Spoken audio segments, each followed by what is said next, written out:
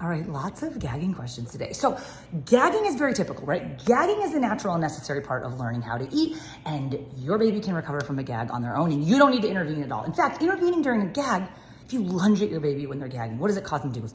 They suck air in, and they could potentially turn a harmless gag into a harmful choke. So we really want to allow our babies to gag on food, recover on their own, go right back to eating. If the gag turns into a vomit, occasionally that happens. So I was answering another question that if your baby's belly is full of milk, and then they gag really hard, they're gonna puke, okay? And a little bit of puking is fine and to be expected. I would say your neurotypical full-term baby, when you're doing baby-led weaning for about 6 months, they might throw up like 2 or 3 times in total. But if it's happening every meal, that's definitely not typical.